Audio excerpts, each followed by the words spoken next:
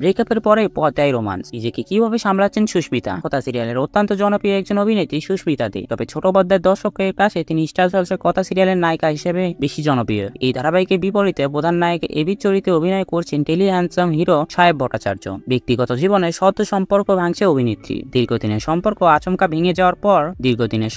আচমকা ভেঙে যাওয়ায় অস্বাভাবিক বড় পরিবর্তন এসেছে অভিনেত্রীর জীবনে। কিন্তু ব্রেকআপের পরই এই ধারাবাহিকে সুস্মিতাকে অভিনয় করতে হয়েছে বেশ কিছুটা রোমান্টিক দৃশ্যে। কিন্তু সদ্য ব্রেকআপের পরই এমন দৃশ্য অভিনয় করা অনুভূতিটা ঠিক কেমন ছিল তার। সম্প্রতি ব্যক্তিগত জীবনে এমন নানান অজানা কথা নিয়ে এই সময় ডিজিটালের মুখোমুখি হয়েছেন পর্দার কথা। সিরিয়ালের শুটিং এর তুমুল ব্যস্ততার ফাঁকে এদিন সুস্মিতার কাছে প্রশ্ন করা হয়েছিল, ব্রেকআপের পরে এমন রোমান্টিক দৃশ্যে শুটিং করার অনুভূতি কেমন, একজন শিল্পী হিসেবে জীবনের এই দিকটা কিভাবে সামলাচ্ছেন তিনি। প্রথমে খানিকটা দীর্ঘশ্বাস ফেলেন নায়িকা, তারপর হাসিমুখ নিয়ে নায়িকা জানান প্রথম দিকে তার বেশ অসুবিধা হয়েছিল, তবে সিরিয়ালের শুটিং ফ্লোরে সেটে ঢুকে গেলেই তিনি সোজা চরিত্রে ঢুকে পড়েন। অর্থাৎ সুস্মিতা থেকে হয়ে যান কথা। অভিনেত্রীর কথায়, এই পরিস্থিতিতে আমি বহুবার পড়েছি, তবে কথা সিরিয়ালের সাহেবদের সঙ্গে সিন করতে গেলে আমি সব ভুলে যাই আমার ভেতরে কি চলছে। সিনগুলো আমাদের অত ভালো হয়, গোটা ইউনিট এত উজ্জ্বল থাকে যে ব্যক্তিগত কোনো কিছুই ভাবার সময় থাকে না তখন। প্রসঙ্গত একটা সময় কথা সিরিয়ালের নায়ক সাহেব ভট্টাচার্যের সাথেও প্রেমের গুঞ্জন শোনা গিয়েছিল। সত্যি কি তাই? জবাবে হাসিমুখে অভিনেত্রী বলছেন, সাহেবদা খুব ভালো সহ অভিনেতা,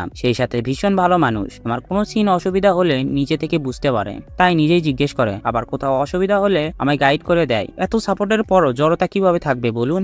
আমি মন খারাপ করে থাকলেও বুঝতে পারেন আমার সহকর্মীরা, আমায় উৎসাহ দেয় প্রত্যেকেই। তো বন্ধুরা, ভিডিওটি কেমন লাগলো কমেন্ট করে জানাও, আর এমন গসিপসে আপডেট পেতে আমাদের চ্যানেলটি সাবস্ক্রাইব করুন।